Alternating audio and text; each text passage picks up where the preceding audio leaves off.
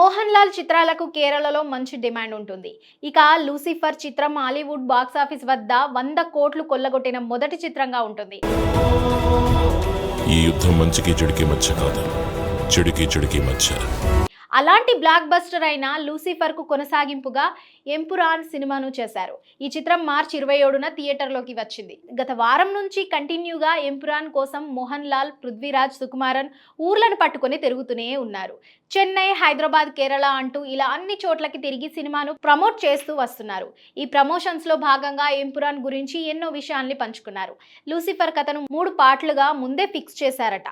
Lucifer hit అయితే రెండో part తీయాలని అనుకున్నారట. అలా ఇప్పుడు ఎంపురాన్తో ఆడియన్స్ ముందుకు వచ్చారు. కేరళలో హైయెస్ట్ బడ్జెట్ పెట్టి ఈ చిత్రాన్ని తెరకెక్కించారట. ఇంతవరకు మాలీవుడ్ లో రాని కంటెంట్, చూడని విజువల్స్ ను ఈ ఎంపురాన్ లో చూస్తారని దర్శకుడు, హీరో ఎంతో నమ్మకంగా చెప్తున్నారు. Zaid Masood.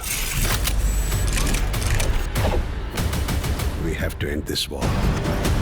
ఇక ఇది కూడా బ్లాక్ బస్టర్ హిట్ అయ్యే 3వ పార్ట్తో ఆడియన్స్ ముందుకు వస్తామని ఆల్రెడీ చెప్పేశారు. మరి ఇప్పటికే చాలా చోట్ల ఎర్లీ మార్నింగ్ షోలు పడ్డాయి. మరి ఫ్యాన్స్ కు ఈ లాలెట్టాన్ మూవీ నచ్చిందా లేదా, ఎలాంటి రియాక్షన్స్ వస్తున్నాయో చూద్దాం. మాలీవుడ్ లో సైతం ఎర్లీ మార్నింగ్ షోల హంగామా మొదలైంది. అసలు అక్కడ ఇలా మూవీ రిలీజ్లకు హంగామా చేసే పద్ధతి ఉండదు. భారీ కటౌట్స్ కనిపించవు. కానీ ఇప్పుడు అక్కడ కూడా ట్రెండ్ మారింది.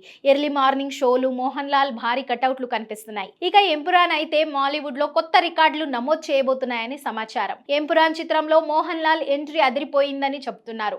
పృథ్వీరాజ్ మేకింగ్ ఎక్సలెంట్ అని, అద్భుతమైన స్టోరీ టెల్లింగ్ అని అంటున్నారు. ఇక ఈ ఇంటర్వెల్ కు గూస్ బంప్స్ అని, ప్రీ క్లైమాక్స్ ఫైట్లు నెవర్ బిఫోర్ అనేలా ఉన్నాయట.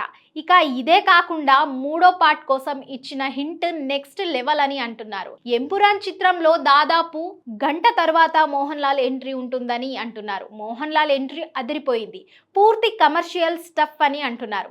హాలీవుడ్ లెవెల్లో స్టంట్స్, విజువల్స్ అని చెప్తున్నారు. పృథ్వీరాజ్, సుకుమారన్ దర్శకత్వంలో అద్భుతమని అంతా పొగడేస్తున్నారు.